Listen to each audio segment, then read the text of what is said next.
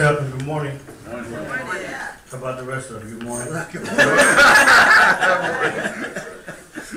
Well, I'm glad to be here to really share with you some of my field work last month. I had a chance to take a group to Ethiopia, as many of you know. A couple of folks presented the other Sunday to share with you some of the insight of their experience in Ethiopia. But I had the opportunity to then, when the group left, to go to the Sudan to do some reconnaissance work, to really go to the field and go to the sites to find out what's happening on the ground in Sudan. This is one of the great areas of classical African civilizations. And I went on a reconnaissance mission for just a very short period of time, because I wanted to see what's happening regarding the construction of a number of dams. There's a lot of dams. There's 4 dams that are being constructed that threaten to flood one of the greatest archaeological regions in the history of the world. So a lot of us, even if we in the journal community don't know much about it, we say, here's my Nubian king or my Nubian queen, and people are shocked when we actually take them to see real live Nubians, to go to the Nubian village and to eat Nubian food and to mingle with Nubians. People are absolutely stunned. They see Nubia as some of us were taught about Timbuktu. We thought it was just a legendary place that doesn't currently exist. But to show people real live Nubians, not only in Kemet, but in the Sudan, is very important. So that's what drew me to go to the Sudan last month. And I want to share with you an update on the Kajbar Dam area, which is in northern Sudan. Most times when we hear about the Sudan, we hear about the West, which is the conflict in Darfur. Many of us know about what has happened in the South. There was a war for decades, and now South Sudan has become the newest country in the world. They voted to become independent. And so we hear about these things, but another major issue is the great archaeological contributions from that region. And one of the great challenges is that it's not considered a World Heritage Site, and it should be. Whatever criteria that UNESCO or anybody uses, it's clear that Sudan, much of Sudan, should be a World Heritage Site, because you have astounding pyramids and temples and structures that confound the world. The only reason that many of us have not gone to the Sudan as we've gone to Egypt is simply because it's not a tourist country. So why isn't the Sudan a tourist country? Well, because the British destroyed the country. There's no real road system or transportation system. There's no real sewage system. There's no communication system. So it's very difficult. So you don't really see tourists. And that's the only reason people don't know. But there's twice as many pyramids in Sudan as there is in Egypt. There's some of the greatest temples anywhere in the world in Sudan. So the sites are worthy of our focus. So I want to share with you what I saw. So I'm going to give you an abbreviation of the abbreviation, because I don't have time to give you really an in-depth understanding. So I could talk about the great contributions of Taharka and Chewbacca and Pianki, Amalani, and Esfelta. We can talk about the sophisticated social organization. We certainly can talk about the high status of the priestesses and female rulers that come from the region. We can talk quite a lot about the queen mothers, that a person could not be a king, could not be installed unless the mother was present to preside over the ceremony. In fact, it's the great, you look at Taharka, he has to send hundreds of miles to the south, up south, to have his mother come and officiate his installment.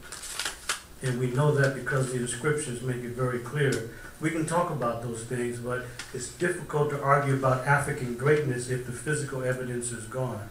So a lot of things that I study and research, because I'm interested in the spiritual culture and the social organization and the science and the medicine and the math, but what has taken priority is the fact that there are people who have no interest in preserving the evidence. And there's no way that I can simply walk away from an ongoing plot to erase all of the physical evidence.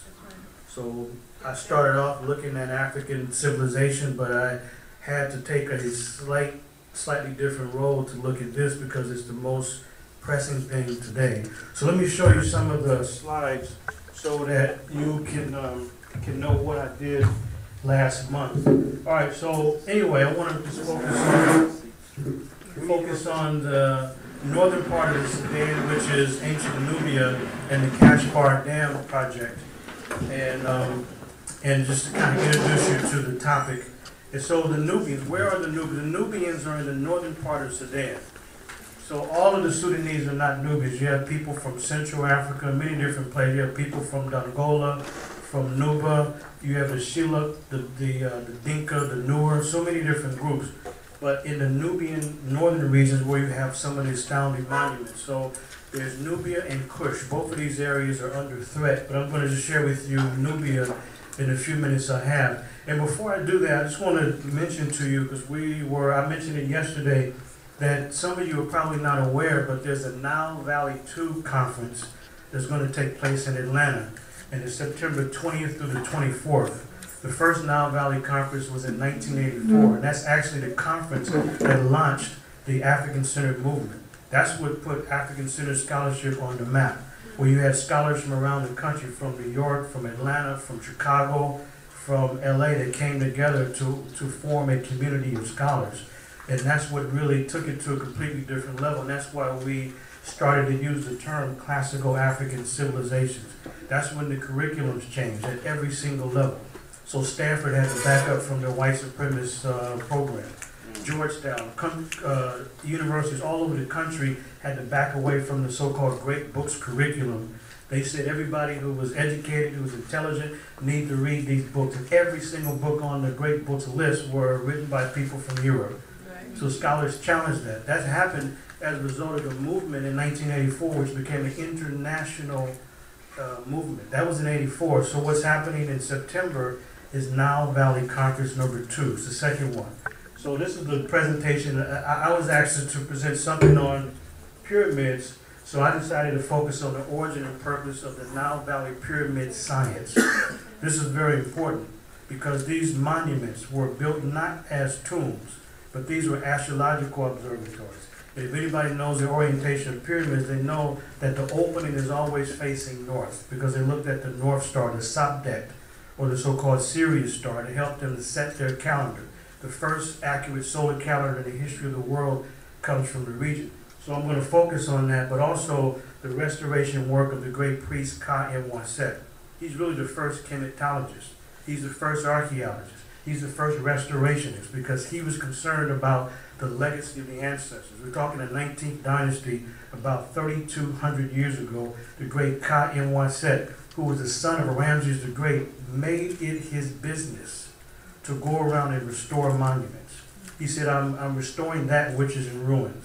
So we can do nothing less than respect the contributions of the ancestors, like the great Ka-Im-Waset of the 19th dynasty. So anyway, that's in Atlanta. If you go to the website, the Nile Valley Conference.org, you can see the schedule, who else is presenting. So anyway, let me move forward here. So this is the area here. We're talking Northeast Africa, the Sudan. So there's been dams that have been built, but now there's 4 dams: the Dal Dam, Kashbar, Sharik, and Akbar. These are actually 4 current dams. The purpose of dams is to create hydroelectricity. But the World Commission on Dams made it very clear in the year 2000 that no dam should ever be built unless the local people agree. And the local people don't agree.